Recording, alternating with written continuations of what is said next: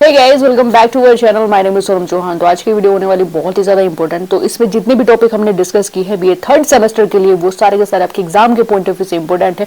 और सबसे खास बात इसमें यह है कि इंग्लिश मीडियम के स्टूडेंट के लिए भी बहुत ही ज्यादा वैल्यूबल ये क्लास है, क्योंकि इसमें हमने हर एक मटेरियल को ना हिंदी में नहीं बल्कि हमने इंग्लिश में इसमें लिखा हुआ है, एंड देन जो एक्सप्लेन किया है वो हिंदी में किया है।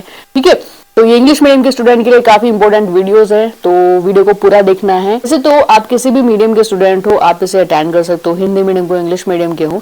लेकिन ये वीडियोस मतलब जो बनाई गई है रिकमेंड करके, क्योंकि कुछ बच्चों ने रिकमेंड किया था कि इंग्लिश में भी एक वन शॉट वीडियो अवेलेबल करा दो, तो उसके लिए हमने वीडियो बना दी है। तो एंजॉय करो, एंड जो पसंद है वीडियो को लाइक जरूर कर देना, चैनल को सब्सक्राइब कर लेना, बेल आइकन को प्रेस करना, ताकि जो भी वीडियोस के अपडेट है, नोटिफिकेशन है, वो आप तक पहुंचती रहे।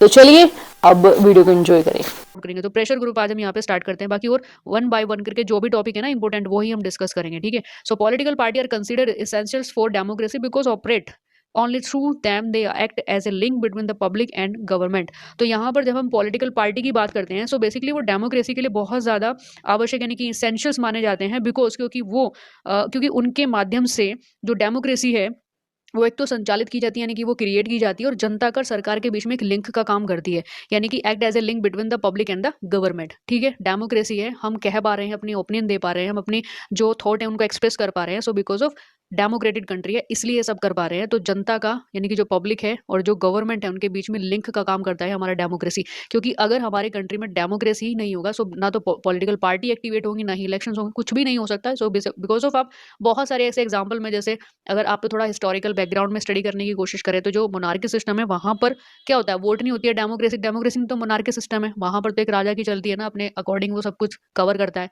सो डेमोक्रेसी में नहीं होता, वो जनता से इतना ज्यादा रिलेट नहीं करता है। डेमोक्रेसी में क्या होता है, एक लिंक का काम करती है डेमोक्रेसी, कि गवर्नमेंट का और पब्लिक को मतलब जोड़ने का काम करती है। ठीक है, यहाँ पर एक डेफिनेशन भी देखते हैं वीओ की के, कि प्रेशर ग्रुप आज a private organisation form to influences public policy.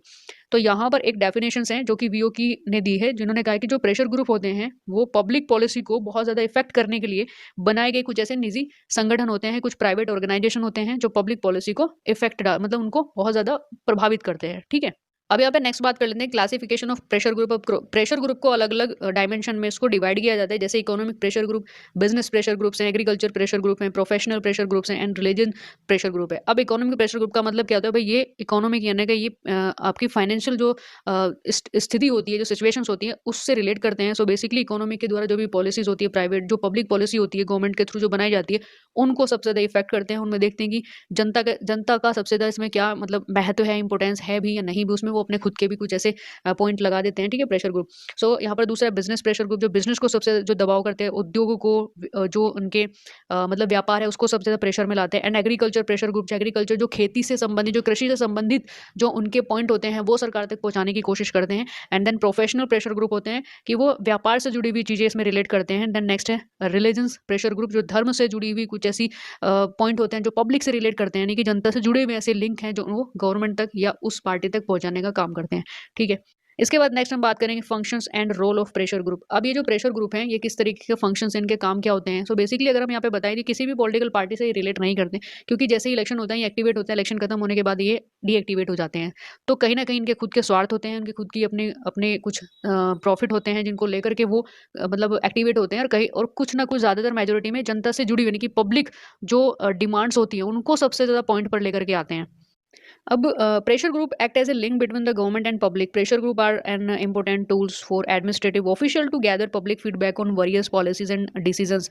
तो जो दबाव समूह होते हैं, जो प्रेशर ग्रुप होते हैं, उनके थ्रू गवर्नमेंट और जो जनता होती है उनके बीच संपर्क बनाने का मतलब काम करते हैं। ठीक है भाई, अपनी बात पहुंचानी है तो वो किसके थ्रू पहुंचाएंगे, तो pressure group is a most important factors जो उनकी जो जनता की बात गवर्नमेंट तक लेकर के जाते हैं। बहुत सारी ऐसी पॉलिसीज होती है, बहुत सारे ऐसे डिसीजन होते हैं, उनसे जुड़ी हुई बहुत सारे ऐसे सब्जेक्ट्स होते हैं जहां पर जनता की प्रतिक्रिया जानने के लिए कि भाई जनता क्या चाहती है, उन डिसीजन को लेकर के उनका कितना सपोर्ट है, वो कितना ज्यादा उनको सपोर्ट कर रही है। तो जो प्रशासकीय अधिकारियों के पास दबाव समूह महत्वपूर्ण साधन है, वो उनके ऊपर भाई प्रेशर डालते हैं चीजों को करने के लिए कि ये पॉलिसीज है, जनता इसको चाहती है, तो इस तरह की चीजें मतलब वो अपने फंक्शंस में, अपने रोल्स में प्रेशर ग्रुप रखते हैं। नेक्स्ट अगर हम बात करें कि characteristics of Indian pressure group की, कि भारतीय दबाव जो समूह उनकी क्या विशेषता है। सो बेसिकली यहाँ पर अलग अलग तरीके से इसमें फंक्शंस देखे गए थे, अलग अलग तरीके इनकी स्पेशलिटीज, इनकी क्वालिटीज देखी जाती है।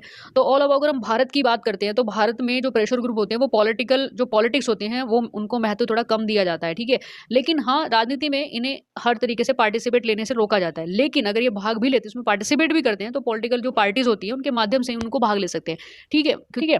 बाकी जो प्रेशर ग्रुप होते हैं इनका काम वही है, कहीं ना कहीं जो सोशल रिफॉर्म्स होते हैं उनको करना, उनसे जुड़े हुए कार्य करना बाद में, और जो सामाजिक चेतना होती है ना उनको अवेयर करना। कहने का मतलब है जो सोशल अवेयरनेस ज़्यादा फैलाना पॉलिटिकल एक्टिविटी को लेकर के, ठीक है। तो ये सारी चीज़ें चलती रहती है।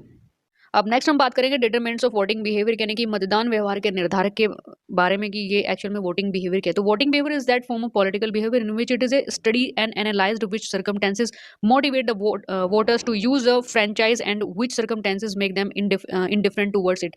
सो बेसिकली जो वोटिंग बिहेवियर होता है वो पॉलिटिकल बिहेवियर का ही एक टाइप माना जाता है, एक रूप माना जाता है, जिसमें इस बात पर सबसे ज़्यादा स्टडी और एनालिसिस किया जाता है कि जो वोटर्स होते हैं वो कौन कौन सी ऐसी सिचुएशंस हैं कि वो अपना वोट का सही उपयोग करते हुए मतलब थोड़ा मोटिवेट करते हैं अपने आप को, या वो कौन सी ऐसी सिचुएशंस होती हैं जहां वो बहुत ज़्यादा डाउन फील करते हैं।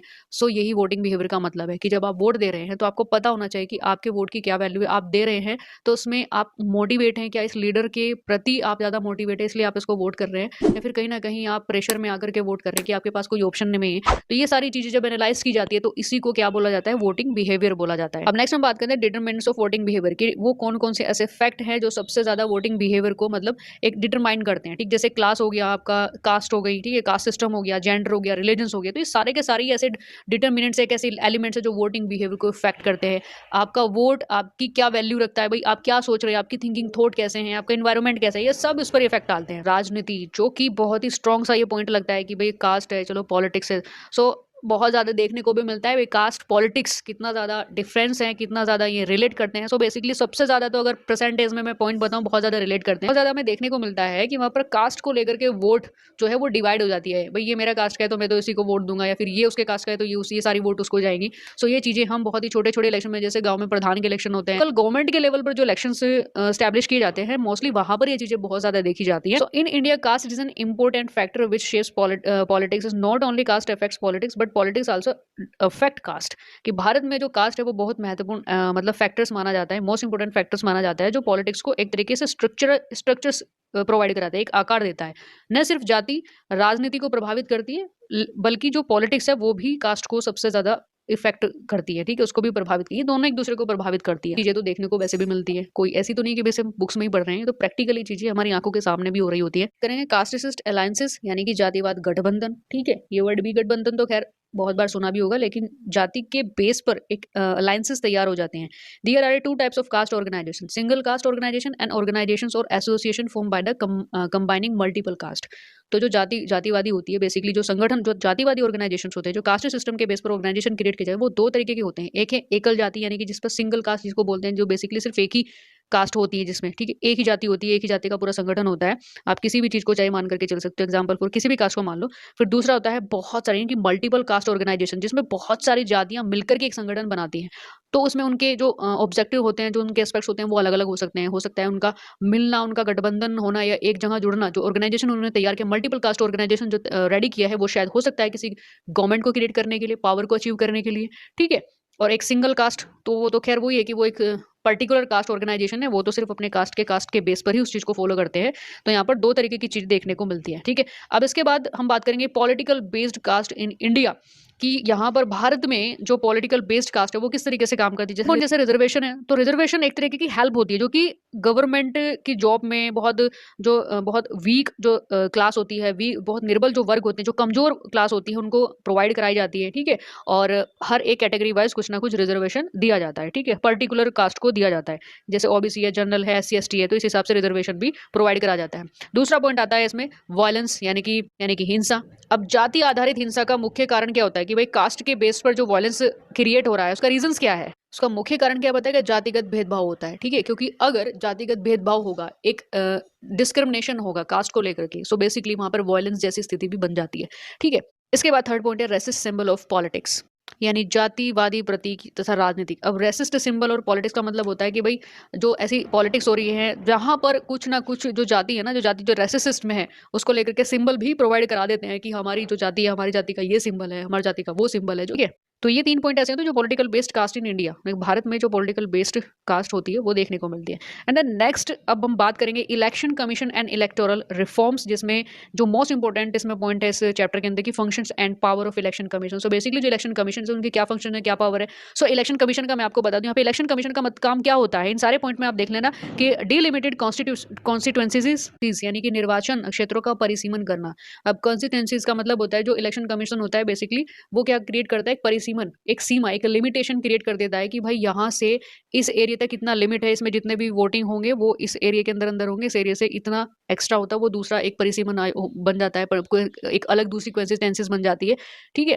दूसरा है प्रिपरेशन ऑफ वोटिंग लिस्ट, तो मतदान सूचियां तैयार करना। सो बेसिकली इलेक्शन कमीशन का मोस्ट इंपोर्टेंट दूसरा काम क्या होता है कि वो वहां पर प्रिपेयर करता है वोटिंग लिस्ट तैयार करता है। तीसरा रिकॉग्नाइजन ऑफ पॉलिटिकल पार्टी, तो जो पॉलिटिकल पार्टी उनको रिकॉग्नाइज करता है, उनको मान्यता देता है कि ये मतलब भाई एलिजिबल है भी या नहीं भी, तो इस तरह की चीजें मतलब एक तरीके से उनको वेरीफाई करता है। प्रोवाइड इलेक्शन सिंबल, अब जितने भी इलेक्शंस होते हैं उनमें हर एक पार्टी को वो सिंबल प्रोवाइड कराता है। दूसरा नेक्स्ट है electing the president and vice president, कि वहां पर राष्ट्रपति उपराष्ट्रपति का निर्वाचन कराना, यानी कि बड़े बड़े लेवल के जो इलेक्शंस होते हैं उनका निर्वाचन करना, उनका चुनाव इलेक्शंस कराना। फिर नेक्स्ट है कि conducting elections for parliament and state legislation, अब यहाँ पर इलेक्शन जो है जैसे प्रेसिडेंट है, वाइस प्रेसिडेंट है, उसके साथ पूरे पार्लियामेंट्री सिस्टम जो पार्लियामेंट है उसके भी, ठीक है, स्टेट लेजिस्लेटिव के भी जो निर्वाचन है वो कराने की जिम्मेदारी इलेक्शन कमीशन की होती है। एंड देन नेक्स्ट है given advice regarding disqualification of parliamentarians and MLAs, तो सांसद जितने भी एमएलएज हैं, जितने भी विधायक हैं, उनकी जो उनके अंदर डिस्क्वालिफिकेशन होती है उनको लेकर के वो उनको इंस्ट्रक्शंस प्रोवाइड करा सकता है, ठीक है। वो इंस्ट्रक्शन देता भी है कि आप अगर एमपी एमएलएज हो तो आपको इन सारी क्वालिफिकेशंस को फिलअप करके ही आगे बढ़ना है, इलेक्शन लड़ना है, ये सारी बातें। इसके बाद removal of disqualification of MP MLAs and voters, तो जितने भी एमपीज हैं, एमएलएज हैं, वोटर्स हैं, उन्हें डिस्क्वालीफाई करने का भी अधिकार इलेक्शन कमीशन का ही होता है। जैसे एक वोटर्स है, वोटर्स की क्वालिफिकेशन है कि 18 साल की आयु उसकी कंप्लीट होनी चाहिए, तभी जाकर के वो वोटर लिस्ट में उसका नाम आता है और उसके बाद ही वो इलेक्शंस में वोट कर सकता है, ठीक है। इसके बाद नेक्स्ट है announcing elections date and schedule, तो इसके साथ ही जो इलेक्शन कमीशन होता है वो अनाउंस करता है इलेक्शन डेट का, जो इलेक्शन शेड्यूल है भाई कब से कब तक ये कंप्लीट कराया जाना है, ये सब देखता है। इसके बाद नेक्स्ट है कंट्रोलिंग एम्प्लॉयज, यानी कि जितने भी कर्मचारी उनको कंट्रोल करके रखता है, तो सारा जो काम होता है वो सब इलेक्शन कमीशन का होता है। इसके अलावा भी बहुत सारे ऐसे फंक्शन है, बहुत सारे ऐसे पावर जो इलेक्शन कमीशन के थ्रू कंप्लीट कराई जाती है, ठीक है। इसके बाद नेक्स्ट हम बात करेंगे merits of Indian election system, कि भाई भारतीय निर्वाचन प्रणाली की विशेषताएं और गुणों की अगर हम बात करें तो उनमें कौन कौन सी ऐसी क्वालिटीज हैं, कौन कौन सी ऐसी मेरिट्स हैं जो कि इंडियन इलेक्शन सिस्टम में देखने को मिलती हैं। सबसे पहला पॉइंट है एडल्ट फ्रेंचाइज। एडल्ट फ्रेंचाइज का मतलब होता है वयस्क मताधिकार, यानी कि एडल्ट वोटर्स। तो यहाँ पर एक सबसे स्पेशलाइजेशन क्वालिटीज देखने को मिलती है भारत में कि एडल्ट फ्रेंचाइज यानी कि वयस्क मताधिकार की व्यवस्था। दूसरा है ज्वाइंट इलेक्टोरल सिस्टम, यानी कि संयुक्त निर्वाचन प्रणाली। इसके बाद नेक्स्ट है safe place for schedule caste, tribes and backward class, तो अनुसूचित जातियां, जनजातियां और जो पिछड़े वर्ग, जो बैकवर्ड क्लास है, उनके लिए एक सेफ प्लेस प्रोवाइड कराना, एक सिक्योर प्लेस प्रोवाइड कराना, ठीक है। फोर्थ टेरिटोरियल रिप्रेजेंटेशन, यानी कि प्रादेशिक प्रतिनिधित्व की प्रदेश के अकॉर्डिंग एक रिप्रेजेंटेटिव उनको प्रोवाइड कराना। फिर फिफ्थ है सिंगल मेंबर कंसिस्टेंसीज, यानी कि यहाँ पर एक सदस्य निर्वाचन क्षेत्र, यानी कि अपने एक कंसिस्टेंसीज में से एक ही मेंबर वहां पर खड़ा हो सकता है, यानी कि वो पॉपुलेशन के अकॉर्डिंग उनको वहां पे प्रोवाइड कराना होता है कि भाई 10 लाख पे एक है या 5 लाख पे एक है, ठीक है। इसके बाद नेक्स्ट है डायरेक्ट और इनडायरेक्ट इलेक्शन, तो भारतीय इलेक्शन जो सिस्टम है उसमें बेसिकली 2 तरीके के इलेक्शन कराए जाते हैं, डायरेक्ट और इनडायरेक्ट। डायरेक्ट होते हैं जिसमें जनता प्रत्यक्ष रूप से भाग लेती है, जिसमें जनता डायरेक्ट रूप से वोट करती है, और इनडायरेक्ट होती है जिसमें जनता मतलब वहां पर अपना वोट नहीं देती है, ठीक है। इनडायरेक्ट में जैसे राष्ट्रपति के चुनाव हो गए, डायरेक्ट में जैसे प्रधानमंत्री के चुनाव हो गए।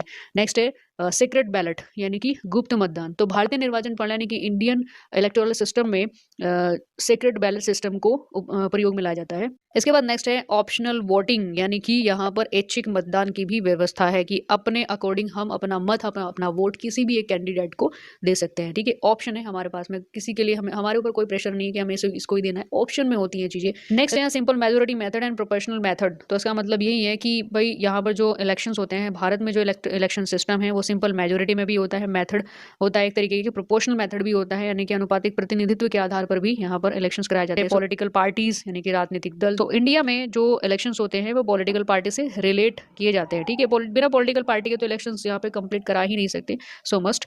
नेक्स्ट है कन्वीनियंस फॉर कैंडिडेट्स, यानी कि यहाँ पर उम्मीदवारों को सुविधा दी जाती है अलग अलग तरीके से, मतलब भाई उनको सुविधा दी जाती है। कैंडिडेट्स के लिए क्या कन्वीनियंस है? कन्वीनियंस है कि भाई वो किसी भी दल से रिलेट नहीं भी करता है तो भी वो इलेक्शन लड़ सकता है, निर्दलीय इलेक्शन लड़ सकता है, ठीक है, मतलब जो किसी भी पार्टी से नहीं होता उसको निर्दलीय बोलते हैं। नेक्स्ट है यहाँ पर इलेक्शन कैंपेन। तो भारतीय इलेक्टोरल सिस्टम में इलेक्शंस जब होते हैं वो कुछ कैंपेन होते हैं, चुनाव प्रचार होता है, ठीक है, और याचिका होती है कि अगर कहीं पर भी कुछ भी ऐसा लगता है कि भाई चुनाव जो मतलब इलेक्शंस कमीशन ने जितने भी रिस्ट्रिक्शन जितने भी रूल रेगुलेशन बनाए हैं वो अगर नहीं हो रहे हैं तो वहां पर कुछ ना कुछ पिटिशन भी रखी जाती है, मतलब डिस्क्वालिफिकेशन की भी व्यवस्था है, ठीक है। उसके बाद है इंडिपेंडेंट इलेक्टोरल कमीशन, यानी कि स्वतंत्र निर्वाचन आयोग। सो हमारे देश में सबसे जो मोस्ट इंपॉर्टेंट जो फैक्टर्स माना जाता है इलेक्शन सिस्टम का वो ये कि इंडिपेंडेंट होकर के पूरा इलेक्शन सिस्टम कवर करा जाता है, ठीक है। अगर हम राजनीति की बात करते हैं, धर्म की बात करते हैं, तो ये दोनों सेपरेट फंक्शंस हैं, ठीक है। रिलीजन्स अलग है, पॉलिटिक्स अलग है, लेकिन इन दोनों को कहीं ना कहीं हम प्रैक्टिकली रूप से बिहेवियर में देखते हैं कि इन दोनों का बहुत ज़्यादा यूज़ किया जाता है, रिलीजन्स का यूज़ किया जाता है फॉर पॉलिटिक्स, तो ये चीज़ें होती है, ठीक है। सो यहाँ पर role of religions in politics की बात करते हैं कि भाई किस तरीके से यहाँ पर देखा जाता है, अगर पॉलिटिक्स में धर्म का क्या रोल है। सो पहला पॉइंट है कि role of religion in the formulation and executive of political party, यानी कि राजनीतिक दलों की निर्माण के लिए और उनके कार्यकरण में धर्म की भूमिका होती है कि role of religion in formulation, उनको फॉर्मुलेट करना, उनको एग्जीक्यूट करना। सो बेसिकली रिलीजन की काफी ज्यादा यहाँ पर रोल देखा जाता है, ठीक है। इसके बाद दूसरा पॉइंट है कि role of religion in formation of pressure group in Indian politics. तो सो भारतीय राजनीति में जो प्रेशर ग्रुप्स होते हैं वो रिलीजन का बहुत बड़े लेवल पर यूज करते हैं पॉलिटिक्स में, पॉलिटिकल एक्टिविटी में, ठीक है, कुछ भी चाहे प्रचार प्रसार की बात करें। नेक्स्ट है कि role of religion in selection of candidate. अब यहाँ पर जब कैंडिडेट का सिलेक्शन होता है तो भी वहाँ पर जो धर्म की पॉलिटिक्स है, जो रिलीजन्स ऑफ जो पॉलिटिक्स ऑफ रिलीजन है, ये देखने को मिलता है। एंड देन नेक्स्ट है role of religions in opinion behaviour, यानी कि ओपिनियन बिहेवियर का मतलब मत व्यवहार, यानी कि जो हमारा ओपिनियन होता है, जो हमारे थॉट्स होते हैं, उनको लेकर के भी बहुत ज्यादा रोल्स रिलीजन्स का देखा जाता है। नेक्स्ट है role of religions cabinet formation, यानी कि मंत्रिमंडल के फॉर्मेशन के लिए भी रिलीजन्स का बहुत बड़ा रोल देखा जाता है। इसके बाद नेक्स्ट है role of religions in government policy making, की सरकार जब भी कोई पॉलिसी क्रिएट करती है, कोई पॉलिसी बनाती है, तब भी रिलीजन्स को कहीं ना कहीं मतलब रोल्स में रखा जाता है, मतलब उसकी भूमिका देखी जाती है। नेक्स्ट हम बात करेंगे affirmative action policies women caste and classes, यानी कि सकारात्मक कार्यवाही नीतियां महिलाएं जाति वर्ग। सो बेसिकली जो एफर्मेटिव एक्शंस होते हैं जिनमें कुछ पॉलिसीज क्रिएट की जाती हैं वुमेन्स के लिए, कास्ट के लिए, क्लास के लिए। The basis of affirmative actions is the effort to establish social justice, यानी कि जो एफर्मेटिव एक्शंस होते हैं उनका जो बेस होता है वो किसके लिए, मतलब उनको क्रिएट किस लिए किया जाता है, सोशल जस्टिस के लिए उनको क्रिएट किया जाता है, ताकि जो सामाजिक न्याय है वो क्रिएट हो सके और जो भी सोशल मतलब जो एविल्स है उनको रिफॉर्म्स किया जा सके, उनकी उन बुराइयों को खत्म किया जा सके, ठीक है। The Indian constitution is now as the document that approve social justice and changes, यानी कि जो भारतीय संविधान है हमारा, उसमें सामाजिक न्याय व उनके जो भी परिवर्तन है उनको स्वीकृति देने वाले जो भी डॉक्यूमेंट हैं उनके रूप में उनमें वहां पर उनको मतलब डॉक्यूमेंट करना चाहिए। कहने का मतलब है कि जो इंडियन कॉन्स्टिट्यूशन है is now as a document that approve social justice and change, जो भी परिवर्तन है उनका डॉक्यूमेंट करना चाहिए। अब नेक्स्ट हम बात करेंगे बेसिस ऑफ सोशल जस्टिस, कि भाई जो सोशल जस्टिस होते हैं उनका बेस कितना होता है। वहां पर दो टाइप में उसके बेस को डिवाइड किया है, एक है इक्वल अपॉर्चुनिटी और दूसरी इक्वालिटी ऑफ रिजल्ट। तो यहाँ पर इक्वल अपॉर्चुनिटी का मतलब होता है सोशल जस्टिस हम तभी क्रिएट कर पाएंगे जब इक्वल अपॉर्चुनिटी होगी, यानी कि बिना किसी कास्ट रिलीजन्स या किसी भी ऐसी भाई जेंडर को लेकर के अनइक्वालिटी ना हो। अपॉर्चुनिटी है तो वो हर क्षेत्र हर क्लास के लिए इक्वल होनी चाहिए, ठीक है। उसके बाद दूसरी इक्वालिटी ऑफ रिजल्ट, जो रिजल्ट आ रहा है उसमें भी समानता होनी चाहिए, उसमें भी रिजल्ट मतलब इक्वालिटी होनी चाहिए, ठीक है। इसके बाद नेक्स्ट हम बात करेंगे policy of affirmative action in India. So इसमें कौन कौन सी ऐसी पॉलिसीज है जो अफर्मेटिव एक्शंस इन इंडिया, यानी कि भारत में अफर्मेटिव एक्शंस की कौन कौन सी पॉलिसीज हैं, क्योंकि भारत में कुछ ऐसी कम्युनिटी हैं जिन्हें बहुत लंबे टाइम से कास्ट के बेस पर जो इन डिस्क्रिमिनेशन है, भेदभाव है, उनसे गुजरना पड़ा, उनको फेस करना पड़ा, जिसकी वजह से उन्हें जो इक्वल राइट्स हैं और जो संसाधन है, ठीक है, उनसे दूर रहना पड़ा। सो ऐसे में बहुत सारे ऐसे अफर्मेटिव एक्शंस हैं जिनको अप्लाई करना बहुत ही ज़्यादा जरूरी है इंडिया में, भारत में, क्योंकि अभी बहुत सारे ऐसे वर्ग हैं जो अभी बहुत ज़्यादा बैकवर्ड है, उनको एजुकेशन प्रोवाइड कराना, उनके लिए हेल्थ जो एसेंशियल्स हैं वो प्रोवाइड कराना, जो नीड्स हैं, ठीक है। तो भारत में कुछ सकारात्मक कार्यवाही की नीति होना भी यहाँ पर बहुत ज्यादा जरूरी है कि policy of affirmative action in India, ठीक है। तभी कुछ ऐसी बुराइयां हैं, एविल्स है, सोशल एविल्स है, जिनको रिफॉर्म्स किया जा सकता है। इसके बाद नेक्स्ट हम बात करेंगे कि challenges of nation building, ethnicity, language, regionalism, caste, majority and minority communalism and corruption. So ये एक बहुत ही इंपॉर्टेंट सा टॉपिक मेरे को लगा, क्योंकि इसके अलावा भी बहुत सारे ऐसे टॉपिक्स थे जो इंक्लूड कर सकते हैं, बट एग्जाम के पॉइंट ऑफ व्यू से वेरी इंपॉर्टेंट। अब तक बाय इटसेल्फ और others to have some common characteristic which differentiate them from other group of society. अब ये जो नृजाति है जिसको हम एंथनिसिटी बोलते हैं, तो एंथनिसिटी की नृजाति का मतलब क्या होता है, इसको प्रायिकता भी बोलते हैं, यानी कि कुछ स्पीसीज भी बोलते हैं। प्रायिकता मतलब होता है स्पीसीज, एक अलग से प्रजाति। व्यक्तियों के एक ऐसे समूह को हम एंथिसिटी के रूप में जान सकते हैं, यहाँ एक्सप्लेन किया गया है, जो खुद के और दूसरों के द्वारा समझा जा सकता है कि भाई मतलब हम लोग एक्सप्लेन कर रहे हैं कि कुछ उनकी कुछ ऐसी सामान्य विशेषताएं होती हैं, उनकी कुछ एक नॉर्मल सी उनकी कैरेक्टरिस्टिक्स होती हैं जो कि उन्हें समाज से और दूसरे समूह से बिल्कुल पृथक करती है। कहने का मतलब ये होता है कि नृजातीय वो होते हैं जो हमसे बिल्कुल अलग होते हैं, जिनकी संस्कृति हमसे बिल्कुल डिफरेंट है, जो रहना खाना सब कुछ उनका बिल्कुल हमसे डिफरेंट ही होता है, एक मेन सोसाइटी से बिल्कुल डिफरेंट होकर के वो चल रहे होते हैं, उनका कल्चर, उनकी सोसाइटी, उनका सब कुछ बिल्कुल डिफरेंट होता है। ठीक है, ऐसे समूह में रहने वाले लोगों को, ऐसे समूह को क्या बोला जाता है? एथनिसिटी बोला जाता है।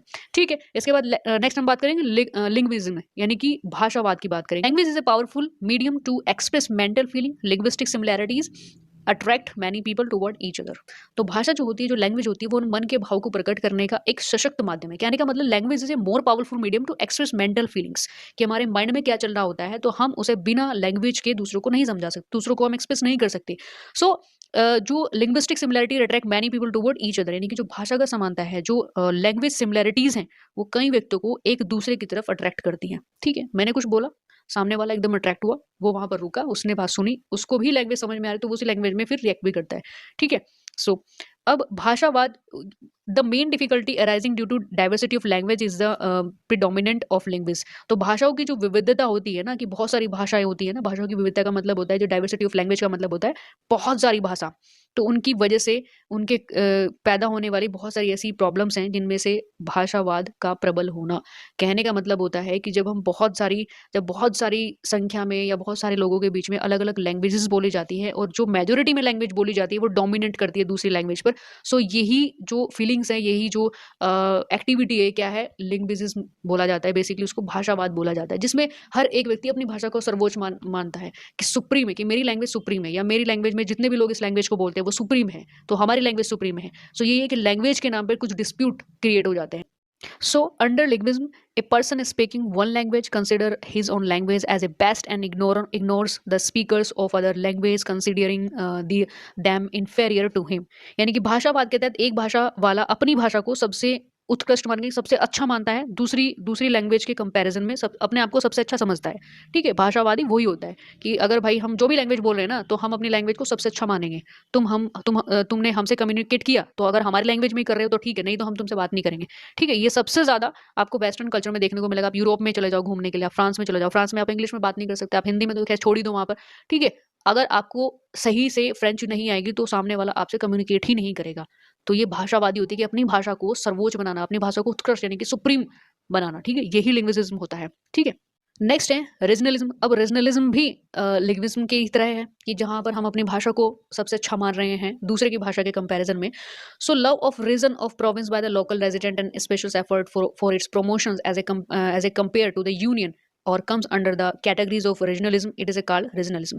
क्षेत्रवाद जिसको बोलते हैं, कि स्थानीय निवासियों द्वारा संघ और राज्य की तुलना में, यानी कि सेंटर और स्टेट की तुलना में, वो सिर्फ अपने क्षेत्र को, अपने एरिया को सबसे अच्छा मानते हैं। वो अपना मानते हैं कि ये हमारा एरिया है और इस एरिया में हमारे अपने रूल रेगुलेशन चलते हैं, हमारा अपना कल्चर चलेगा, हम ना सेंटर को मानते हैं ना स्टेट को मानते हैं। उससे अलग हट करके जब चलते हैं और उसमें एक अवधारणा, एक कॉन्सेप्ट उनका बन जाता है, एक आइडियोलॉजी उनकी बन जाती है, सो वो होता है क्षेत्रवाद, जिसको रीजनलिज्म बोला जाता है। ठीक है, इसके बाद नेक्स्ट आता है कास्ट, यानी कि जाति। अब यहाँ पर जब हम कास्ट की बात करते हैं तो कास्ट भी एक बहुत बड़ा फैक्टर्स माना जाता है चैलेंजिंग ऑफ नेशन बिल्डिंग का। ठीक है, its dynamics are expectedly rigid, its prestige in class, and it is a homogeneous community in the present circumstances. The caste system is like a formal organization and does not have a much rigidity. Now the system has been linked to politics. अब हम जाति की परिभाषा की बात करते हैं, सो इसकी गतिशीलता यानी कि इसकी जो भी एक्टिविटी है वो एक कट्टर होती है, यानी कि बहुत ज़्यादा रिजिड होती है। इसकी प्रतिष्ठा स्पष्ट होती है, यानी कि जो भी सिटीजन, जो भी मेंबर्स किसी भी कास्ट से रिलेट करते हैं वो बहुत ज़्यादा रिजिड होते हैं। वो सबसे ज़्यादा क्लैरिफिकेशन देते हैं किसी भी कास्ट को लेकर के, जब उसमें बहुत ज़्यादा रिजिडिटी दिखाई देती है, बहुत ज़्यादा कट्टरता दिखाई देती है, तो वो स्पष्ट होती है।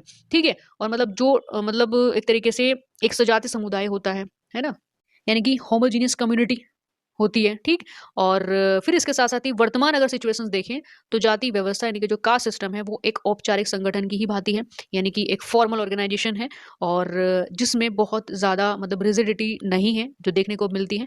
अब ये जो व्यवस्था है वो राजनीति से जुड़ गई है और अपने हित के लिए कभी ना कभी ये डाउन होती है, कभी बहुत ज़्यादा अट्रैक्ट हो, मतलब बहुत ज़्यादा रिजिड हो जाती है। कास्ट एक मोस्ट इंपॉर्टेंट फैक्टर्स होता है चैलेंजेस ऑफ नेशन बिल्डिंग का। जो इसके बाद करप्शन की अगर हम बात करें, भ्रष्टाचार की अगर हम बात करें, तो corrupt conduct conduct below standard. Every country, caste, religions, and society have some predetermined moral, social, religious ideas and values. Breaking them is called corruption. Such example of corruption as a profiteering, adulteration, briefly, nepotism, black money, etc. तो अगर हम corruption की भी बात करें, corruption की जब हम बात करते हैं तो भ्रष्ट आचरण की जो करप्ट बिहेवियर होता है, यानी कि जहां पर स्तर बहुत ज्यादा गिरा हुआ होता है, गिरा हुआ आचरण, बहुत ही डाउन बिहेवियर ही करप्ट बिहेवियर कहलाया जाता है। हर एक कंट्री, कास्ट, रिलीजन और सोसाइटी से पहले एक अपनी कुछ उनके मोरल वैल्यूज होती है, कुछ सोशल वैल्यू होती हैं, रिलीजन्स, कुछ उनके आइडियल्स होते हैं, ठीक है। तो इन्हें तोड़ना ही, यानी कि इनको डिस्ट्रॉय करना ही करप्शन कहलाया जाता है, एक भ्रष्टाचार कहलाया जाता है। क्योंकि जब वहां पर लोगों के बीच में किसी भी रिलीजन, किसी भी सोसाइटी में जब वहां पर कोई मोरलिटी नहीं है, कोई वहां पर सोशल जस्टिस नहीं है, कोई रिलीजियस जस्टिस नहीं है, तो वहां पर ये सारी चीजें फिर मायने नहीं रखती है, तो वो करप्ट हो जाता है।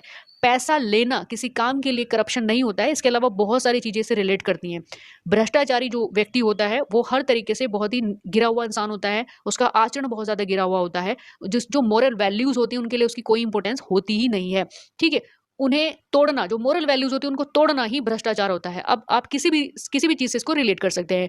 यहाँ पर एक मेन एग्जांपल भी दी गई, जैसे मुनाफाखोरी है, मिलावट करना, रिश्वत, भाई भतीजा, जो नेपोटिज्म है, ब्लैक मनी है, ये सब के सब करप्शन से ही रिलेट करते हैं, उसी के एग्जाम्पल है, ठीक है। अब हम नेक्स्ट बात करेंगे पॉलिटिक्स ऑफ डिफेक्शन, यानी कि दल बदल की राजनीति, ठीक है। So the general meaning of defection is to join one party to another. कहने का मतलब होता है कि जो डिफेक्शन होता है, जो दल बदल होता है, उसका एक सामान्य अर्थ है, उसका एक मेन सिंपल सा मीनिंग ये है कि एक दल से दूसरे दल में शामिल होना ही क्या बोला जाता है, डिफेक्शन पॉलिटिक्स बोली जाती है, जो कि इंडिया में ही नहीं, हर एक कंट्री में ये चीजें देखने को मिलती है, ठीक। इसके बाद अगर इससे बात करें causes of political defection in India, कि भारत में ये जो दल बदल की राजनीति है, इसके क्या कारण है? कारण बहुत सारे, कुछ पॉइंट हम यहाँ पे डिस्कस कर लेते हैं। जैसे म्यूचुअल डिफरेंसेस अमंग पॉलिटिशियंस, कि राजनेताओं में आपसी मतभेद। अब जब आपसी मतभेद होगा, कन्फ्लिक्ट होगा, तो कहीं ना कहीं वो किसी और पार्टी में जुड़ने की कोशिश करते हैं, तो यहाँ से भी डिफेक्शन स्टार्ट होता है। एंड देन दूसरा पॉइंट है कि allotment of power and ministerial post, कि सत्ता और मंत्री के पद का प्रलोभन, ठीक है, कि भाई हम आपको अथॉरिटी, हम आपको पावर देंगे जब हमारी गवर्नमेंट बनेगी, लेकिन आपको हमारी पार्टी से थोड़ा सा मिलना पड़ेगा, मतलब एक तरीके से कॉलिशन करना पड़ेगा, ठीक है। तो यहाँ से ये एक सबसे बड़ा कॉज है यहाँ पर डिफेक्शन का।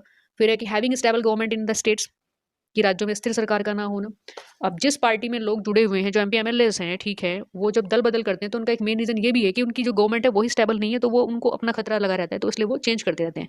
नेक्स्ट है lack of national level leaders, राष्ट्रीय स्तर नेशनल लेवल के जो नेता है उनकी पार्टी में है ही नहीं, ठीक है, ये एक सबसे बड़ा कोज है। एंड देन नेक्स्ट है not getting party ticket for election, कि चुनाव के लिए पार्टी का टिकट ना प्राप्त होना, कि उस पार्टी को चुनाव के लिए टिकट ही नहीं मिल रहा है, तो वो क्या इलेक्शन लड़ेगी। तो ऐसे में भी डिफेक्शन स्टार्ट हो जाता है, लोग निकल निकल कर भागना स्टार्ट कर देते हैं। सो दोस्तों, ये थे सारे पॉइंट, कुछ इंपॉर्टेंट पॉइंट के जो एग्जाम को लेकर के हमने यहाँ पर इंक्लूड किए।